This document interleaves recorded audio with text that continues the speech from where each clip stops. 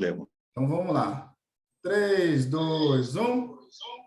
Agora, oficialmente, iniciando aqui o nosso bate-papo. Júlio, assim, de pronto, eu quero agradecer a tua disponibilidade. A gente sabe que pessoas importantes têm agenda muito atarefada e é difícil encontrar um horário para a gente falar sobre qualquer assunto, né? A gente hoje, eu costumo brincar que nosso dia deveria ter 30 horas, mas a gente, na medida do possível, vai se ajustando. Quero te agradecer, então, esse momento para a gente poder falar sobre o teu livro, né? A Constituição em Quadrinhos. Só para a gente contextualizar, Júlio, em um minuto eu quero só falar o porquê que a gente está aqui, né? Para quem está assistindo a gente, do porquê que a gente combinou esse bate-papo. Eu tenho um canal, né? Pai Presente, a partir do momento tem um filho de 3 anos, vai fazer 4 semana que vem, e eu comecei a prestar atenção. É mais ou menos assim, né? A pessoa compra um carro vermelho e começa a ver só carro vermelho. A psicologia explica isso, né?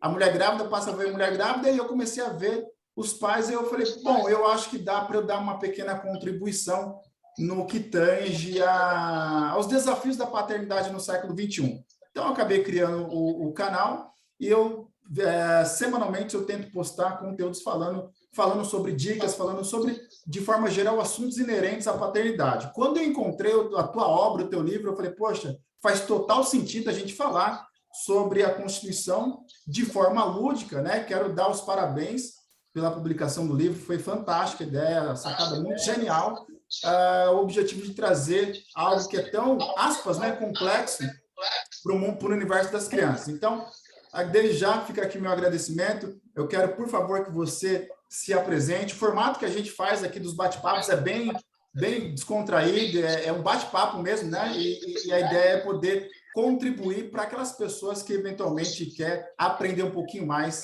sobre os assuntos da paternidade. Boa noite, por favor, se apresente. Boa noite, Denner, boa noite a todos. Estou vendo aqui várias pessoas que eu conheço. E, primeiro, Denner, se eu sou ocupado, não é porque eu sou importante, tá? É porque eu tenho que trabalhar muito para sustentar os meus pequenos luxos. É por isso, não porque eu seja uma pessoa importante, mais ou menos que todo mundo é importante. Sim. Bom, alguns já conhecem meu trabalho, tem gente aqui que já me acompanha em outras redes sociais, enfim, outros não conhecem, né? São seus convidados. E, como o Denner disse, eu tenho um trabalho junto a crianças e jovens que é levar o direito a essas crianças e jovens, né? Esse trabalho eu faço de 2 maneiras, Denner. São 2 frentes, né? A primeira, como você falou, é por meio das minhas obras. Sim. Né? A Constituição em Quadrinhos, o Código de Defesa do Consumidor para Criança, são livros para criança. E em janeiro, eu estava comentando aqui com o Denner, e vocês vão saber em primeira mão, no dia 29 de janeiro, à tarde, vai ser um sábado, eu vou lançar o Estatuto da Criança e do Adolescente para crianças, lá na Livraria Martins Fontes, na Paulista. Vocês estão todos convidados, são as primeiras pessoas que eu convido. Mas nem meu pai e minha mãe estão sabendo disso ainda. É que eu fechei agora à tarde com a livraria, fechei agora à tarde com a editora. Muito legal. O lançamento dessa obra. Parabéns, nova. Viu? Parabéns. Tá? E aí a gente vai abordar assim, assuntos muito interessantes, vou abordar de maneira lúdica com as crianças assuntos interessantes, e interessantes como, por exemplo, direito à educação, né, como liberdade de locomoção, e outros assim um pouco espinhosos, né, como abuso sexual, abuso físico, porque não tem como escrever um Estatuto da Criança e do Adolescente para crianças sem abordar esse tipo de assunto. Sim. Porque, infelizmente, é presente na nossa sociedade. Acontece. E, infelizmente, é presente em muitas famílias, como a gente sabe, esse tipo de situação. E tem uma outra frente, né, que eu também ataco, que é palestras, né, que são as palestras que eu faço nas escolas já desde 2013. Então, já são 8 anos fazendo palestras em escolas para crianças e adolescentes sobre os mais variados assuntos do direito. Então, por exemplo, direito à intimidade na internet, o poder do voto para os adolescentes, o que é mesmo a Constituição para as crianças. E agora eu estou montando um pequeno exército para me ajudar nisso. Eu leciono na Universidade Municipal de São Caetano do Sul, e eu estou com um projeto lá com um grupo de alunos, e a partir do semestre que vem, os meus alunos é que irão visitar as escolas da região fazendo essas palestras de direito para as crianças. Bom, em resumo, acho que o que interessa para a nossa live de hoje é isso. Joia. Agora eu quero entrar no tema Constituição em quadrinhos. Assisti, melhor dizendo, li o livro, muito bom. A ideia é genial, trazer algo que às vezes se parece muito distante da gente, né? E trazer para um universo lúdico e que nos motiva, como pais, a ensinar as leis vigentes do nosso país. Então, eu quero aqui, nesse breve tempo que a gente tirou, Júlio, para te fazer algumas perguntas, e, como eu disse, né, de alguma forma, contribuir para os pais que nos assistem, trazer algumas informações para que facilite o nosso dia a dia, porque a gente sabe que a lei, ela é, de certa forma, complexa no entendimento do cidadão comum. Então, eu quero fazer algumas perguntas. A primeira delas é o seguinte, Júlio, eu me lembro do CQC, e eu quero trazer essas perguntas mais para esse universo lúdico também, tá? Então, eu vou me colocar aqui na condição de pai, querendo aprender também para poder passar para o meu filho. Eu já ensino muitas coisas para ele, mas eu estou aqui na qualidade de pai para aprender também, tá? Então, eu me lembro, Júlio, que no CQC tinha um quadro onde o Danilo Gentili, a Mônica Iose, eles iam muito lá para Brasília e faziam perguntas de conhecimentos gerais, inerentes ao dia a dia, situações econômicas e políticas do atual e do dia a dia.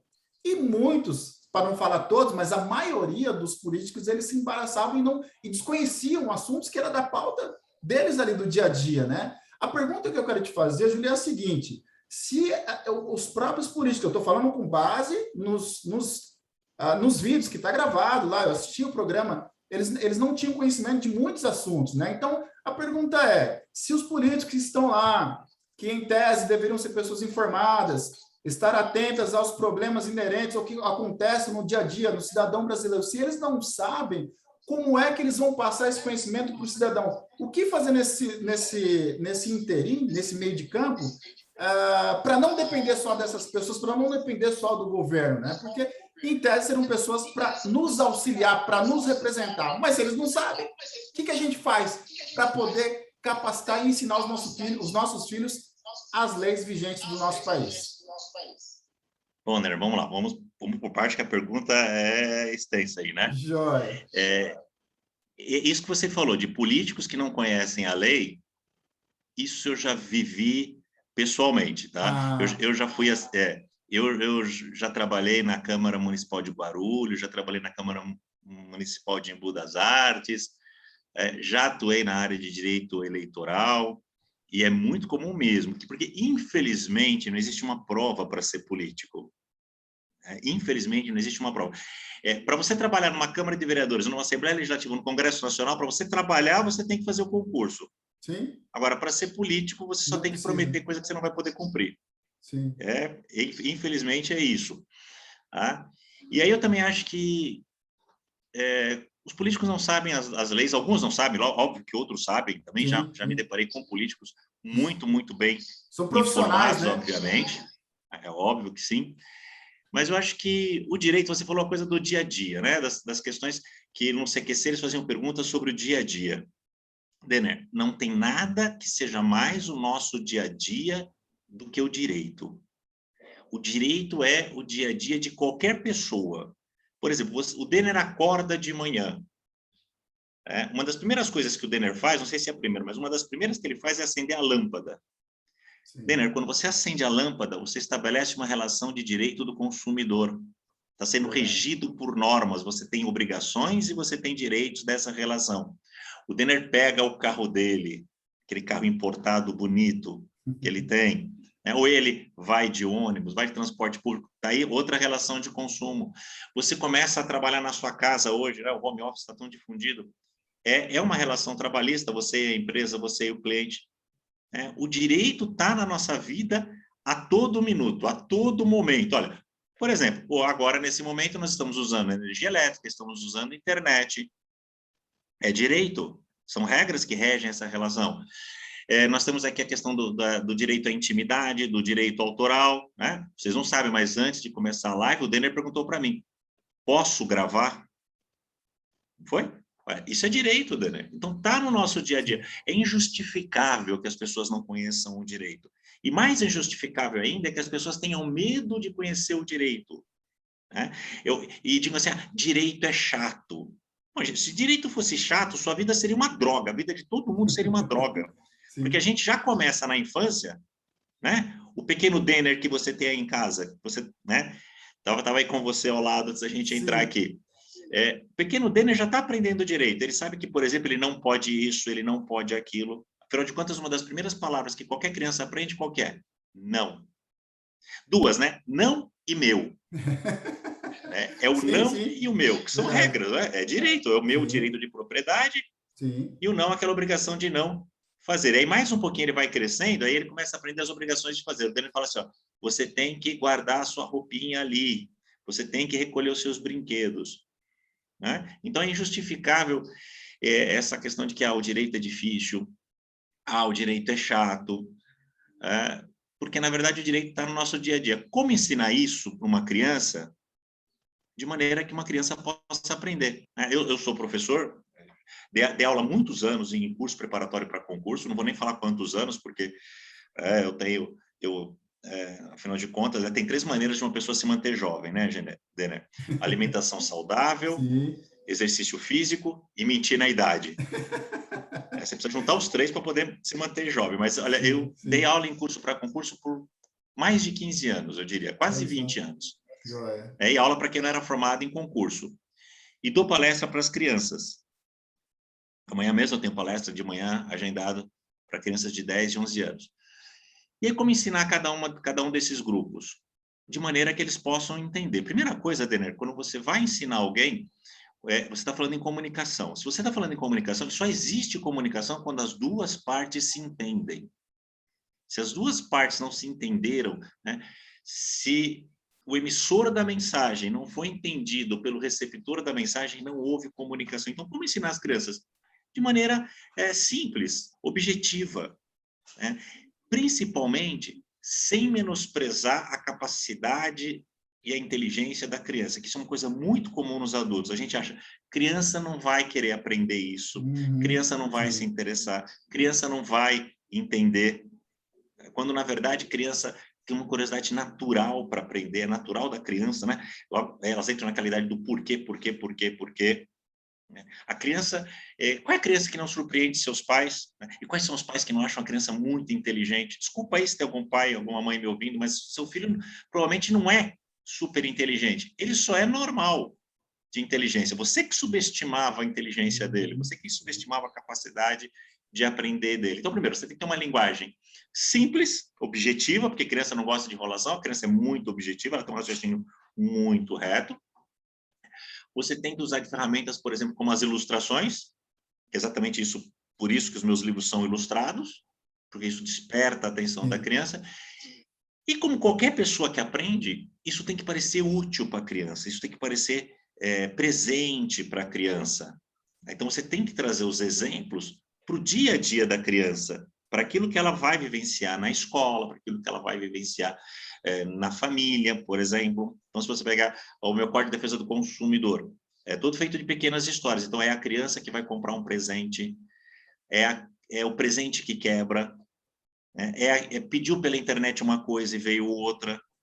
São coisas do dia a dia. E outra, e também, você tem que ensinar para a criança aquilo que ela vai se interessar e tem capacidade de aprender. Lógico, não podemos subestimar a criança, mas também não vamos superestimar. Né? Sim, Eu me lembro quando eu verdade. lancei a Constituição para crianças, eu lancei num congresso de direito constitucional. Um casal de alunos de uma faculdade, eu não os conheço, pegou o livro, começou a ler, aí ela falou para o rapaz, mas não tem a parte tributária e do orçamento. Eu fiquei quieto, eu não sabia quem eu era, mas eu achei Sim. que Jesus, ainda bem que não tem, né? Porque que criança É. vai querer aprender, e qual é o interesse, por enquanto, de aprender tributação e orçamento? O que eu ensino para a criança, por exemplo, no meu livro, é que do dinheiro do tributo, se compra a carteira escolar, se preserva a praça, para ela ter ideia de que o patrimônio público é de todo É mundo. de Não é todos. que não é de ninguém, né? Porque isso é um pensamento muito, infelizmente, muito nosso do nosso país, que aquilo que é público não é de ninguém.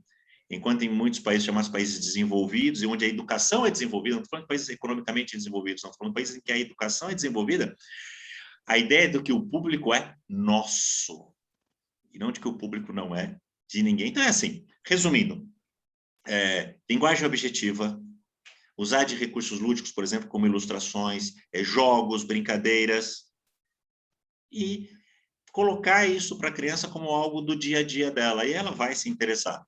Agora, para isso, alguém precisa ensinar. Muita dedicação, né? E paciência para poder ensinar. Sim, sim. Eu digo, alguém precisa ensinar, por exemplo, os pais precisam ter consciência de que a criança precisa aprender direito, precisa aprender deveres, né? Porque eu sempre falo, não é só direito para aprender, não, pessoal. Tem que aprender deveres, porque a vida em sociedade, né? Você ser um cidadão, não é só votar. É você não jogar o lixo na rua, é você não discriminar as pessoas por sexo, raça, condição social, local de moradia, né? É você falar bom dia, boa tarde, e por favor, para as pessoas invisíveis. Né? Quem são as pessoas invisíveis? Aquelas que muitas vezes nós não enxergamos, né? Sim, Aquela sim. pessoa que limpa o local para a gente, aquela pessoa que limpa a mesa do restaurante. É verdade. Essas são as pessoas normalmente que são invisíveis. Então, ser cidadão também é cumprimentar essas pessoas, olhar essas pessoas no olho. Sabe quando eu vou num restaurante e o garçom, a garçonete vem me servir, a primeira coisa que eu pergunto é, qual é o seu nome? Sim. Por quê? Porque a hora que ele me traz alguma coisa, eu quero agradecê-lo olhando nos olhos e falando o nome dele. Então, é isso que você tem que ensinar para as crianças, direitos e deveres. Júlio, na página 43 do teu livro, artigo 5º... Gente, ele vai fazer chamada oral comigo, peraí. Na página 43 do meu livro, 43? Mas, assim, eu tenho certeza que você vai tirar de letra, viu? Mas está dizendo lá o seguinte, né? Todos têm o direito de receber informações dos órgãos públicos. Todos nós temos direito Isso! Olha lá, muito bem. Nós temos esse direito, é direito nosso, né? É direito, a gente tem isso garantido pela Constituição. E aí eu fico me perguntando, né? Muitas vezes, assim, eu vou falar o que eu observo no meu entorno, ao meu redor, mas a sensação que eu tenho é que as pessoas mal conhecem a Câmara dos Vereadores. Nunca entrou num site do Ministério do MEC, por exemplo. Sabe? Nunca ouviu a voz da minha irmã falava assim, você faz... Quando na época da adolescência, né? Você parece um velho, porque eu ouvia a rádio, né? Eu ouvia a AM, inclusive. A Voz do Brasil eu escutava, né? A política está muito ligada à minha vida desde sempre, né? Então, eu ouvia a Voz do Brasil. Essa coisa de velho, não, deixa eu aqui no meu canto. Então, a política sempre me interessou. Se é nosso direito e a gente não tem essa proximidade com esses direitos adquiridos, como que a gente vai cobrar, Júlio, algo que a gente não tem conhecimento? E uma vez que a gente não tem conhecimento, como que a gente vai passar para os nossos filhos? Estou falando de forma geral, tá? Bem ampla aí no sentido da população como um todo no Brasil. É um direito nosso. A gente não conhece, como é que a gente vai, primeiro, cobrar o político que prometeu e não está cumprindo, e como é que a gente vai passar para os nossos filhos um aprendizado, né? Acho que seria isso. Entendi. Bom, a primeira questão é a seguinte, Denner. Só é direito seu aquilo que você conhece. Direito não é o que está escrito. Direito é o que você conhece e o que você exige. Porque se você não conhece, você não exige. Se você não conhece e não exige, ele não vai ser respeitado. Isso é fato. Tá? Começa por aí. E nada interessa mais para o político corrupto e incompetente do que a população que não fiscaliza. Existe um texto que é atribuído a um ensaísta chamado Bertold Brecht. Bertold Brecht, o texto chama-se Analfabeto Político. Quando eu dou aula de ciência política, matéria na faculdade, na primeira aula, a primeira coisa que as pessoas veem é esse texto. Em resumo, ele diz o seguinte, que o analfabeto político se orgulha, estufa o peito para dizer que não entende de política, que não gosta de política. Aí ele continua, mas não sabe, né? Mas esse analfabeto político não sabe que da ignorância dele, né, surge a prostituta, o ladrão, o empresário corrupto, o político corrupto. Ele não sabe que da política, a política é que dita muitas vezes o preço da carne, da gasolina, do peixe. Então, a primeira coisa, as pessoas têm que parar de ter orgulho de ser um analfabeto político. Tá? Aliás, se você quer ser um analfabeto político, ok, só não vota então, né? Sim, sim. Só não vota. Eu não Para não entendo isso. As pessoas falam, piorar. eu sou... gente, paga R$ 3 de multa e não vai votar, então, já que você tem orgulho de ser um analfabeto político. Agora, Sim, também não reclama, né? sim. Eu acho interessante as pessoas falam assim, eu não me meto em política. Pô, mas vive reclamando dos políticos, né? E nada interessa mais para o político corrupto do que esse tipo de eleitores, a população. Agora, é culpa da população? Não acho que seja culpa da população. Tá.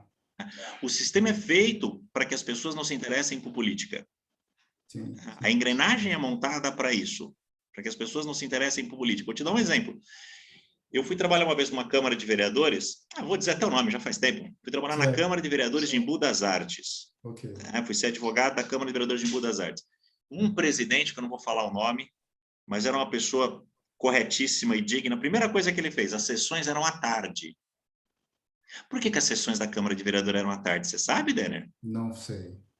Porque a população não pode frequentar à tarde. A maioria da Ah, população trabalha. Então, os vereadores sim, adoravam faz uma sentido. sessão de Câmara de Vereadores à Que tarde. esteja vazia, Sessão então de não Câmara vai de Vereadores cobrar. de manhã ou sessão de Câmara de Vereadores da tarde é Câmara de Vereador que não quer que a população esteja presente. Fato. É Olha isso. só. Se alguém conhece algum vereador, pode dizer, está gravado. Afirmo isso para vocês. Porque a população normalmente trabalha de dia, ela só pode ir lá ver o Sim. trabalho dos vereadores à noite. Mas não, eles querem fazer de dia, eles querem fazer à tarde. Que a população não pode ir. Primeira coisa que esse presidente da Câmara fez quando ele chegou é botar para a noite. Olha só. Colocou para Muito bom. 7 horas da noite, porque ele falou, não, o povo tem que vir. E ele Muito tinha uma bom. iniciativa que não vingou porque é muito boa, viu? Olha Não só. vingou porque é muito boa. Sabe qual era a iniciativa dele? A Câmara nas escolas, chamava. Uma vez Poxa. por mês, a sessão de Câmara de Vereadores era feita nas escolas, para os pais e alunos poderem assistir. Você tem ideia de como os vereadores ficaram possessos quando ele implantou esse Imagino. programa? Eles Imagino. não queriam fazer isso, Sim, sim. porque aí a população ia assistir.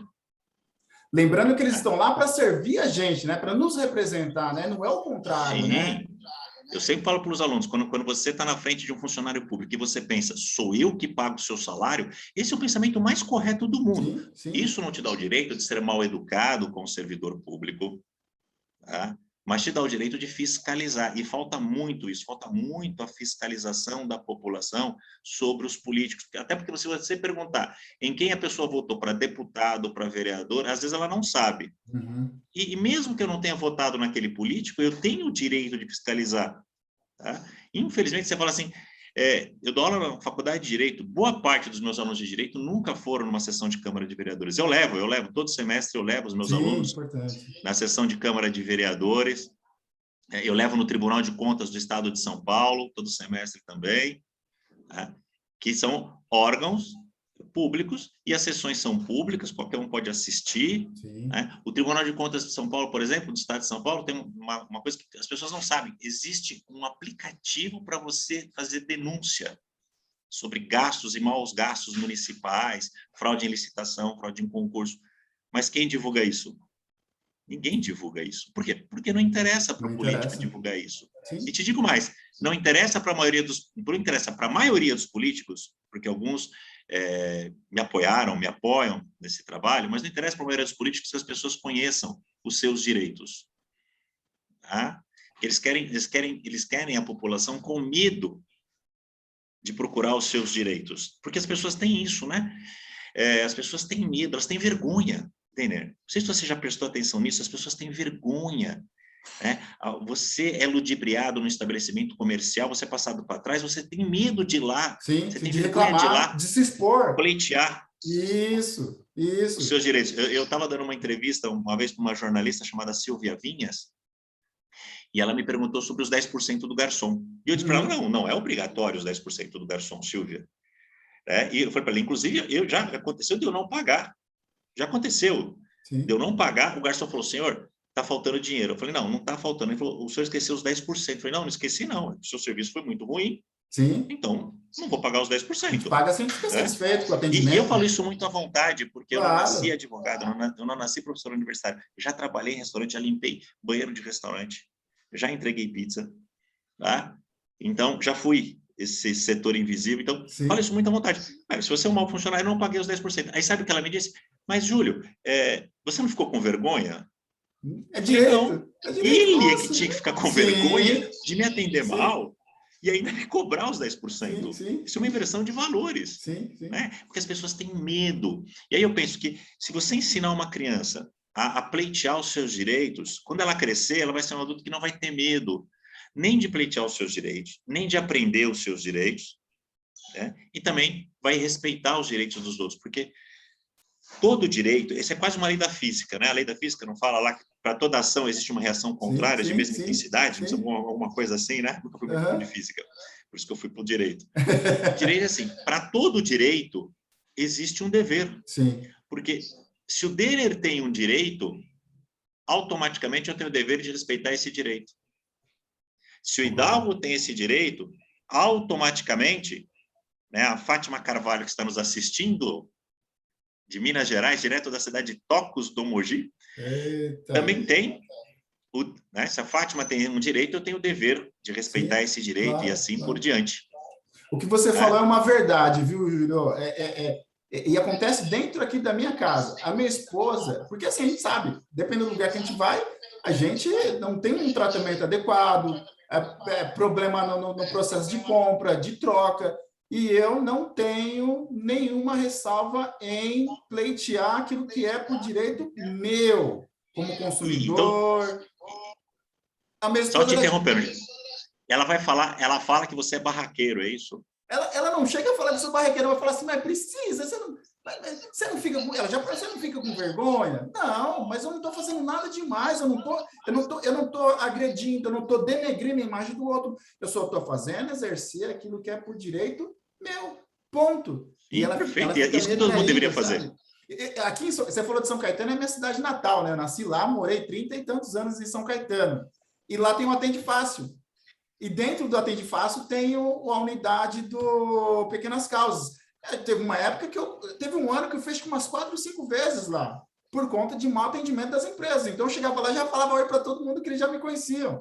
E todas elas eu ganhei. Por quê? Porque eu fui lá com motivo e com a lei debaixo do braço. Então, eu sempre, sabe, fiz valer aquilo que é para mim por direito. E ela fica meio retraída, sabe? Então, o que você falou acontece aqui dentro de casa, sabe?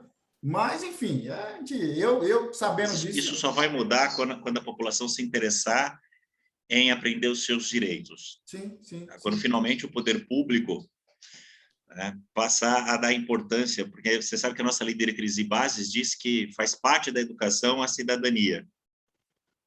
E salvo uma ou outra escola particular que eu conheço, tudo que não se ensina para as crianças é cidadania. Deixa eu te fazer uma outra pergunta, Júlio. Eu não lembro a página agora, eu que não fiz a lição direito de casa agora, mas tem um trecho do teu livro que fala assim, que a Constituição, em tese, ela garante a vida, a liberdade, a segurança, enfim, ela garante algumas prerrogativas para nós como cidadão. Se ela garante isso, eu me proponho hoje a ensinar o meu filho. Vou dar um exemplo, garante a segurança. E nós vivemos num país extremamente violento.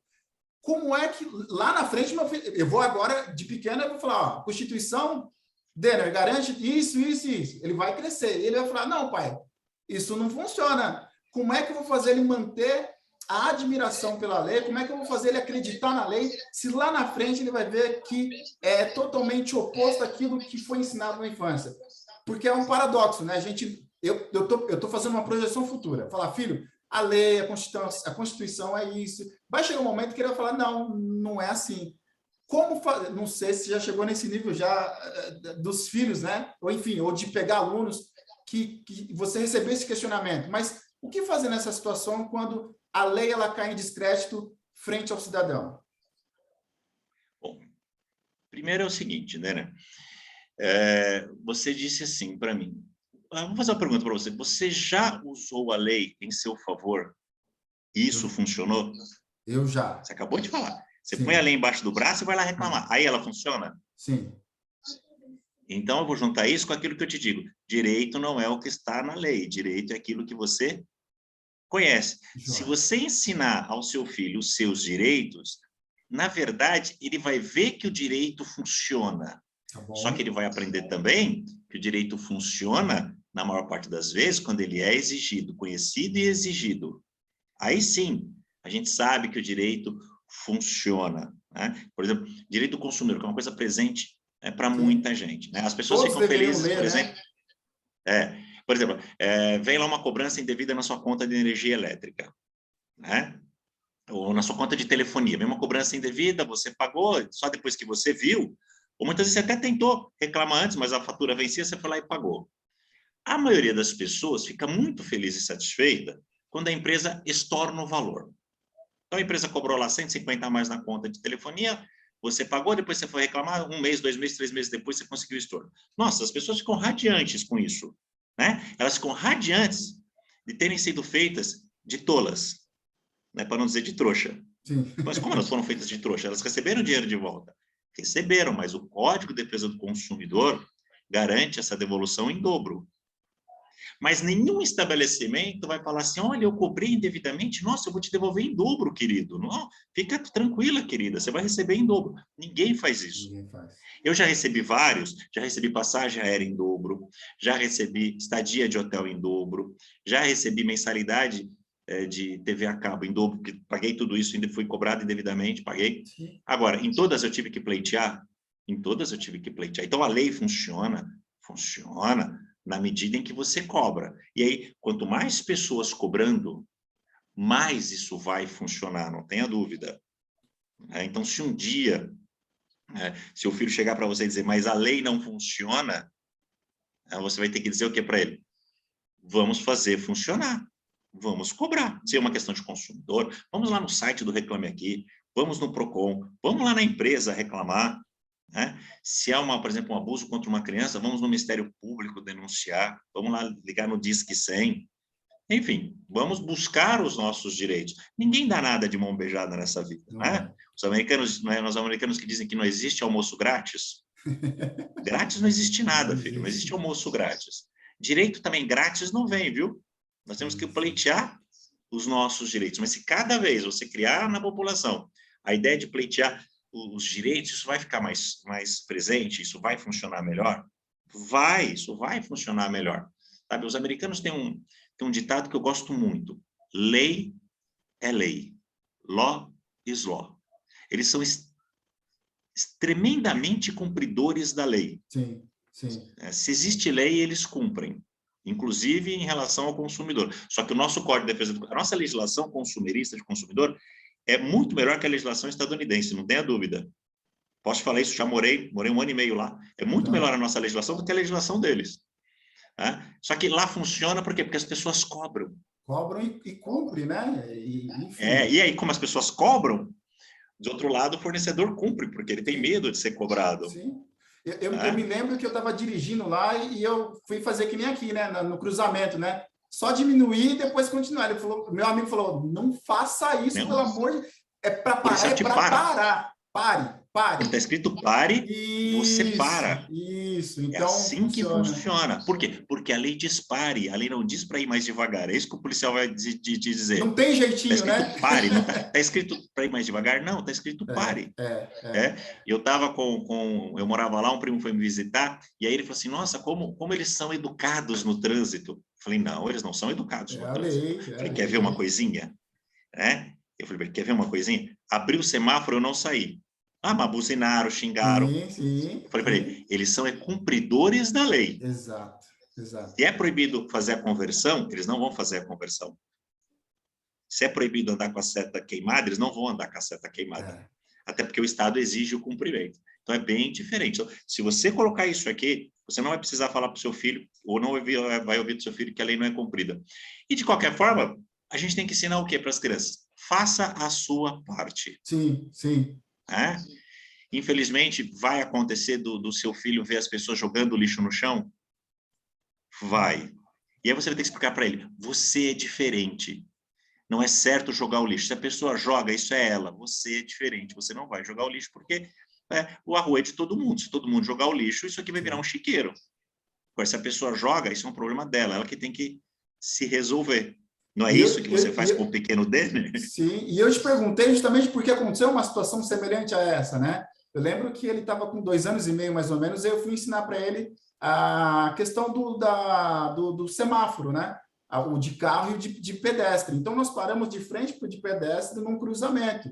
Eu falei, olha, Denner, aqui está vermelho para a gente, do bonequinho, para a gente parar e esperar, ficar verde.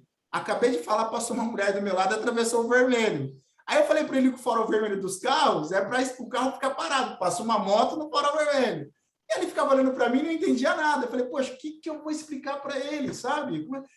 Como é difícil a gente também explicar essas coisas, ensinar, né, no dia a dia. Mas é o que você falou. É muito difícil. A nossa parte, porque as pessoas não colaboram.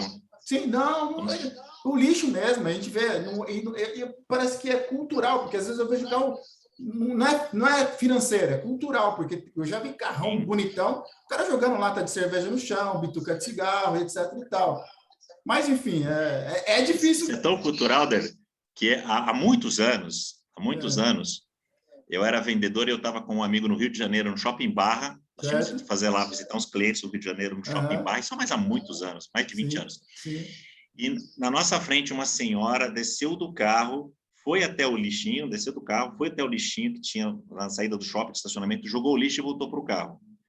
Nós ficamos tão, assim, maravilhados com o comportamento dela, né, que no semáforo eu parei do lado dela, meu amigo abriu o vidro e falou para ela, olha, parabéns pelo seu comportamento. Ela olhou e falou, sorry, I don't speak Portuguese. Nossa. Para você ver como isso era cultural, né? Finalmente nós encontramos alguém que descia do carro e jogava o lixinho no lixo, né? E aí não era brasileira. Foi o caso dos japoneses na Copa do Mundo. Depois do jogo, eles limpavam as arquibancadas, né? Não, mas isso é uma construção de gerações. Tem que começar em algum momento. Então, você começa com o seu filho em algum momento, eu vou começar com o meu, né? Porque desde que eu era criança, meu pai era né? Tá vivo, lógico. Meu pai, ele é uma pessoa visionária na sua simplicidade, na sua falta de estudo. Ele tem uma cultura muito boa, ele sempre leu muito, mas nunca teve oportunidade de frequentar a escola, muito menos faculdade. Mas ele sempre me dizia uma coisa: se um dia você for trabalhar para convencer as pessoas da sua ideia, trabalhe com crianças.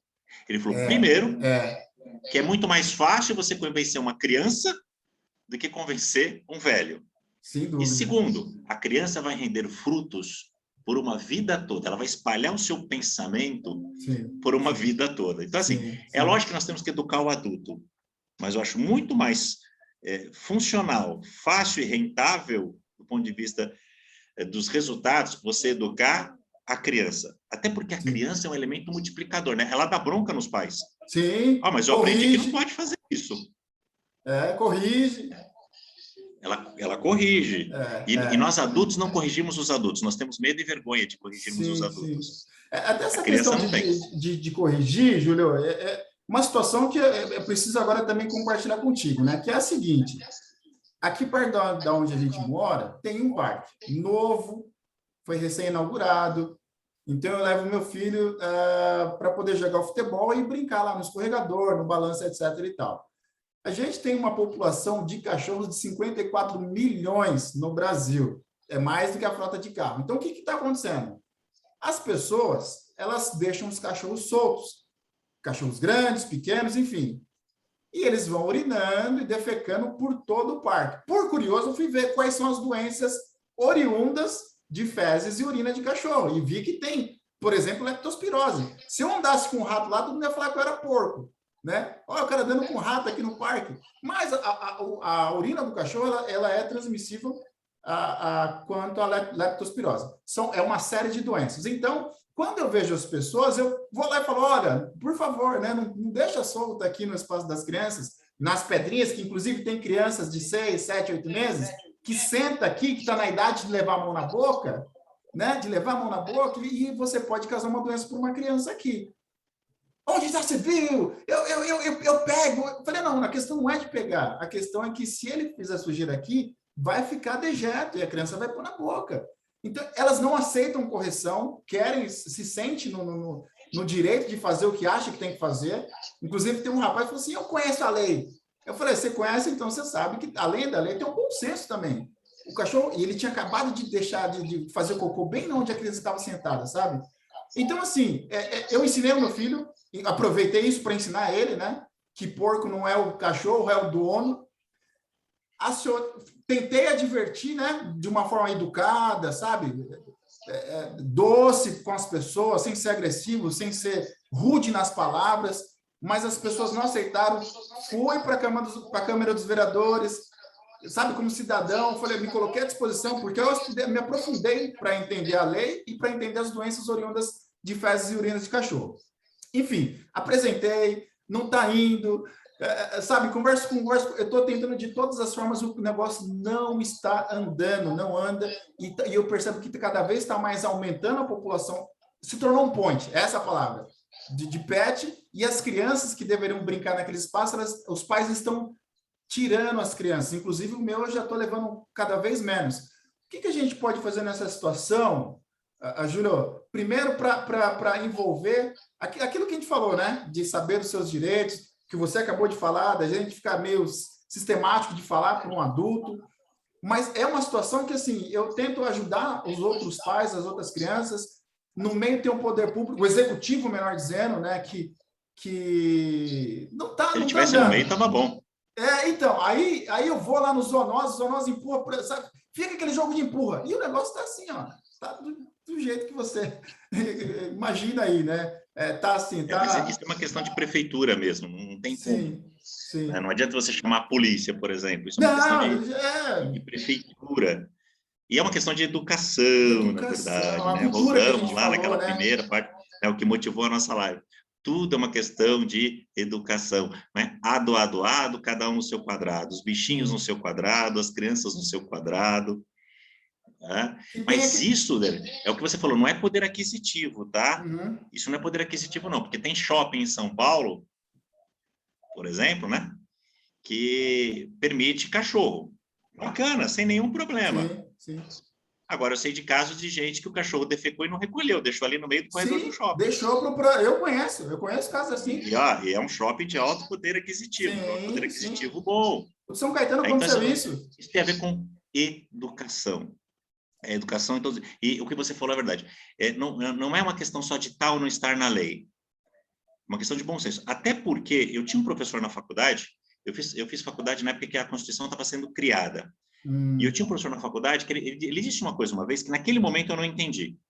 Eu fui entender um pouco depois, ou muito depois talvez. Ele disse o seguinte: um país que tem muitas leis não é um bom país. Uma sociedade que precisa de muitas leis não é uma boa sociedade. E isso é verdade. Porque nós só precisamos de leis quando os direitos não são naturalmente respeitados. Sim. Eu sempre penso... Eu me lembro quando eu tinha uns 5 anos, talvez 6 no máximo, peguei o ônibus com meu pai me ensinou, eu estava sentado num banco e ele do lado. Entrou uma moça, uma mulher, ele falou, senta no meu colo. E falou para ela, pode sentar. Depois ele me disse, olha, nós temos que dar o lugar às mulheres no ônibus. Ele me ensinou isso, uma questão de ser cavalheiro. E antes que alguém vá querer criticar, eu sou a favor do cavalheirismo. Sim, não acho isso, existe uma diferença enorme entre machismo e cavalheirismo. Ele falou, e ele me ensinou isso. E, obviamente, ele me ensinou a dar o lugar para o idoso, a dar o lugar para a gestante. Né? E a sociedade vivia assim. Até que não passou-se a não respeitar essa questão básica de educação, de você entender que a gestante, que o idoso não tem condições de ficar em pé ao mesmo tempo que você. As pessoas esqueceram isso. E aí teve que ser o poder público foi obrigado a fazer uma lei para a pessoa respeitar isso. E nem assim o cidadão respeita. Meu pai diz que banco de idoso é o melhor remédio para dormir que existe. Porque ele fala que a pessoa senta e dorme. Ele fala, mas é interessante que não perde o ponto. Ela acorda antes do ponto, mas ela dorme. Porque, na verdade, ela não está dormindo, ela está fingindo que não está vendo. Sim, verdade. Ela está fingindo que não está vendo. É uma porcaria você ter uma sociedade, é uma porcaria você viver numa sociedade, ter uma sociedade em que isso precisa ser lei. Porque isso é uma questão de empatia. Você dá lugar para o idoso, para a gestante, para o deficiente. Isso é uma questão de empatia. Né? Isso é o que deve ser ensinado. Ser cidadão é isso. Sim, é você se colocar no lugar do outro. É você entender que você faz parte de uma coletividade. Independente se tem lei ou não, né? O olhar, né? Empático para o outro, né? Uma vez eu vi uma moça jogou, uma jovem, uma adolescente, no metrô República, jogou um papel no chão, um senhor falou para ela, não joga no chão. Eu pago para eles limparem. Olha aí, olha Meu quanta Deus do ignorância. céu! Como é que isso pode ocupar um lugar na sociedade dessa maneira? E falar, sim. eu faço parte da sociedade. Não, você não faz parte da sociedade. Infelizmente, você não é uma cidadã se você pensa assim. Jogo porque pago para limpar. Né? Não é assim que deve funcionar. E isso só se ensinando desde criança. Lógico que o adulto pode aprender. Óbvio que o adulto pode aprender, mas é mais difícil. Mais difícil. É mais Somos difícil, mais a gente resistentes a sabe. mudanças, né? É mais resistente à mudança. O ser humano é naturalmente Sim. resistente à mudança. Até a Sim. criança tem um pouco de resistência à mudança, mas é menos. Então, eu acredito muito na educação, não só pensando em direito, mas pensando em ética, pensando em cidadania, Sim, e sim. usando o direito para isso. Né? Porque, por exemplo, lá na Constituição, nós falamos, eu falo lá de liberdade de religião, da necessidade de respeitar a religião de todo mundo, de respeitar quem não tem religião. Eu falo da questão do racismo. Inclusive, vou deixar um convite aqui. Na segunda-feira, eu vou estar num evento da Prefeitura de São Paulo, né? Em homenagem ao Dia da Consciência Negra. Joia. Vou estar falando lá para as crianças e jovens sobre a Constituição, sobre direitos, inclusive sobre racismo. E aí, quando você ensina racismo, você já aproveita e ensina outras maneiras de discriminação. Sim, sim, claro. Você já fala do bullying, por exemplo. Então, eu acho que você ensinar a Constituição, ensinar os direitos de um modo geral, é preparar o jovem para uma vida cidadã. Muito bom. Júlio, estou caminhando para o final, tá bom? Vou fazer mais 2 perguntas. A penúltima é... no teu livro você fala que, salvo engano, página 26, fala que o direito do cidadão, ele a intimidade ela é inviolável, né? Isso está previsto lá na Constituição. Direito à intimidade. A gente sabe que agora, recentemente, saiu a LGPD que fala sobre proteção dos dados pessoais, ou seja, informações pessoais do cidadão. Vou pegar esse gancho aí para falar um contexto de uma colega que eu conversei com ela tem uns 3, 4 meses, carioca, foi morar na Alemanha. E ela estava comentando uma coisa que eu achei muito interessante. Ela falou que lá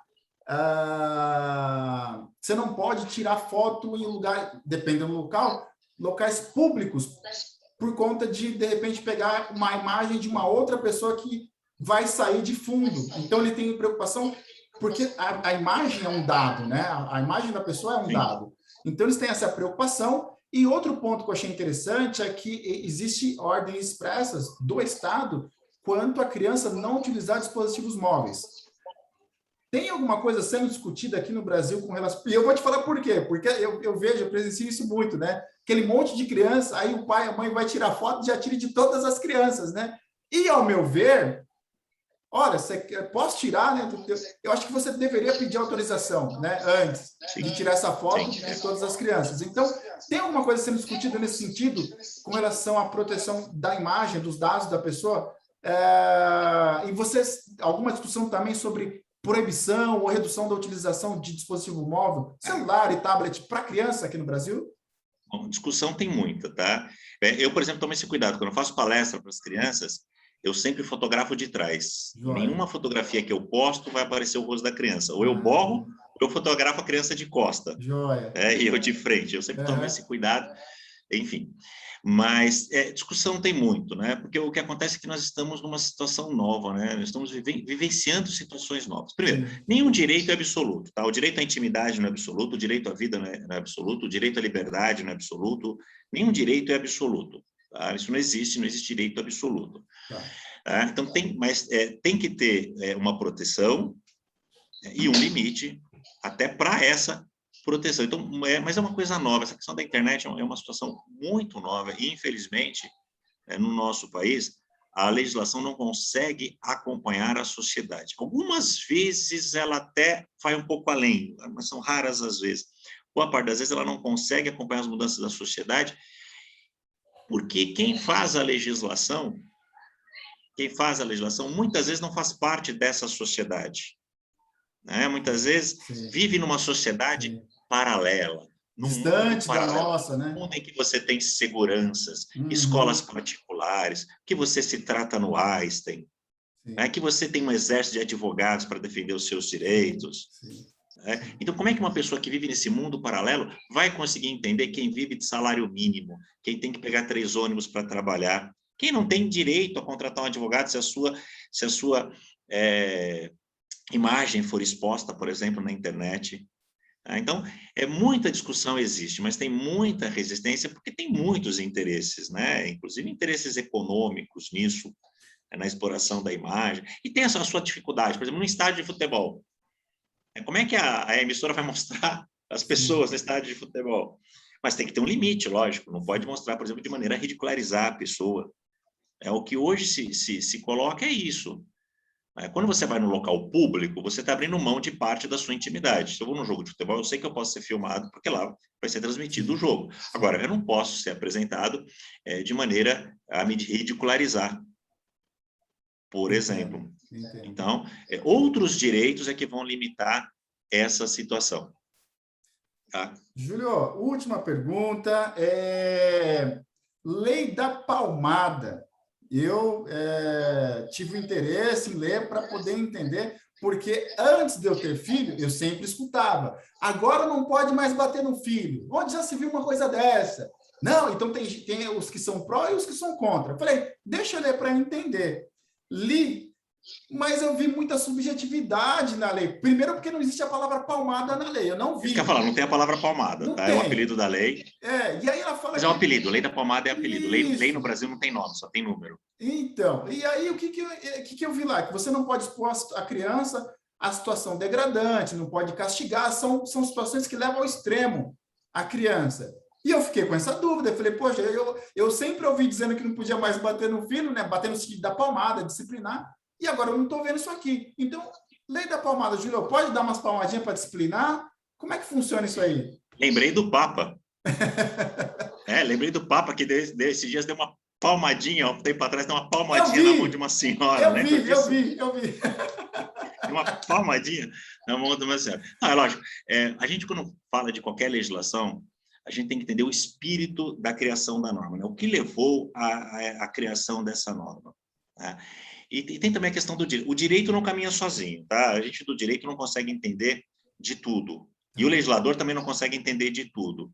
Então, assim, os psicólogos, os psicopedagogos, as pessoas que trabalham com criança, né, afirmam por estudos, tá, que a violência contra uma criança pode gerar nela traumas e pode perpetuar, né? Se eu fui criado de maneira violenta, eu vou criar o meu filho, eu vou criar a minha filha de maneira violenta. Né? Isso é um círculo vicioso, e a gente sabe que isso realmente acontece não é só em situação da palmada, não, né?